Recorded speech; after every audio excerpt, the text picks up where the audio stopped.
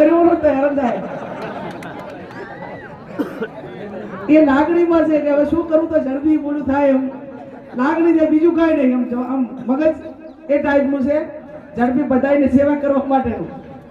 ત્યારે આપ સૌને હું ખાતરી આપું છું કે એક સાડીની લાજ, એક કુંવાસી તરીકેની મારી મર્યાદા અને એક કુંવાસી તરીકે આ ગામ માટેની મારી વફાદારી, એમાં હું ખૂબ ગંભીરતાપૂર્વક સંસ્કૃતિને સમજું છું, લાગણીને સમજું છું, પરંપરાને સમજું છું.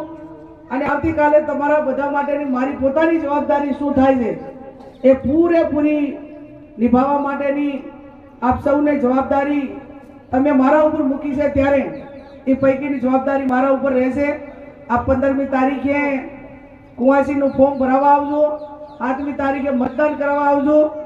અને હવે તો એક લાગણીના સંબંધી બંધાણા હોય ત્યારે આજુબાજુના ગામોમાં બીજા સમાજને લઈને જવો પડે કે ક્યાંક 5-25 જણાને 2-5 દાડા 15 દાડા મજૂરી કરવી પડે તો થોડો પ્રયત્ન વધારે કરજો, જેથી કરીને અહીંયા સુરાણા રઘનાથભાઈ બધા પણ કામ ખૂબ સારી રીતે કરી રહ્યા છે.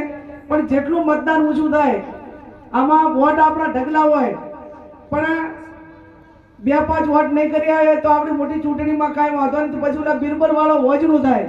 અમને એમ માનીએ કે હવે મુલકપુરની જવાબદારી ગામને સોંપી દીધી છે એટલે આ બાબતથી અમે તો હવે નિશ્ચિત રહીએ ને. એમ મુલકપુરમાંથી જવાબદારી અમારી પૂરી નવા ચૂંટણી સુધી એ પ્રમાણે આપ સૌ જવાબદારી નિભાવી અને 7મી તારીખે પંજાના નિશાન ઉપર વોટ કરજો.